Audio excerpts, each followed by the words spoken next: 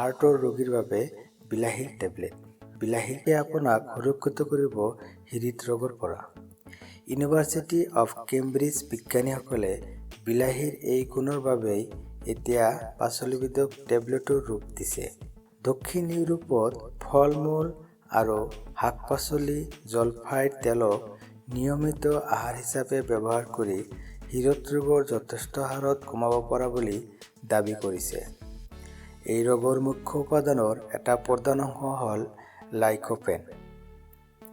এই প্ৰতিজাৰক হ'ল ভিটামিন ইতকৈও 10 গুণ অধিক শক্তিশালী, যি হৃদৰোগৰ সম্ভাৱনা কমাব পৰাত প্ৰধান ভূমিকা পালন কৰে। এই লাইকোপেন প্ৰচুৰ পৰিমাণে পোৱা যায় বিলাহীত। বিলাহীৰ এই গুণাগুণ শক্তিশালী ৰূপত পোৱা যায় যেতিয়া ইয়াক পোনপটীয়াকৈ জলফাইৰ তেলৰ সৈতে খোৱা হয়। 36 জনীয়া হৃদৰোগীৰ মাজত এই পৰীক্ষা চলোৱাৰ পিছত বিলাহীৰ এই গুণাগুণ নিশ্চিত কৰা গৈছে।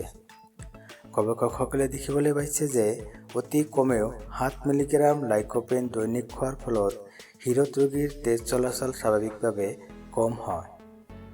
পূৰ্বৰ তুলনাত যথেষ্ট উন্নতি হোৱাও দেখা গৈছে।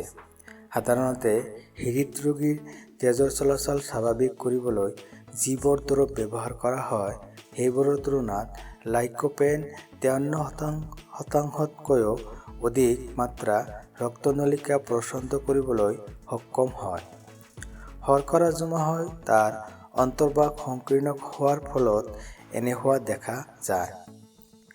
এডেনবুৰগ হস্পিটেলৰ ফাৰ্মাক'লজিষ্ট আৰু চিকিৎসক ডক্টৰ জোচেফ চেৰিয়ানৰ মতে, ইতিমধ্যে কেইবাটাও গৱেষণাত এইটো প্ৰতিপন্ন হৈছে যে লাইকোপেন সমৃদ্ধ আহাৰ হৃদৰোগীৰ বাবে অতিশয় উপকাৰী আৰু এই লাইকোপেন পোৱা যায় বিলাহীত। হৃদৰোগীৰ ৰক্তনলিকাৰ কাৰ্যক্ষমতা বৃদ্ধি কৰাৰ ক্ষেত্ৰত লাইকোপেনে প্ৰধান ভূমিকা পালন কৰে। অৱশ্য বিজ্ঞানীজনৰ মতে দৈনিক এটাকৈ বিলাহীৰ টেবলেট খোৱাটোই পৰ্যাপ্ত নহয়। বিলাহীৰ টেবলেটক হৃদৰোগীৰ চিকিৎসাৰ বিকল্প বুলি ভবাটো ঠিক নহয়। হৃদৰোগী নিজৰ নিয়মীয়া স্বাস্থ্য পৰীক্ষা বা ঔষধ সেৱা অব্যাহত ৰাখিব লাগে।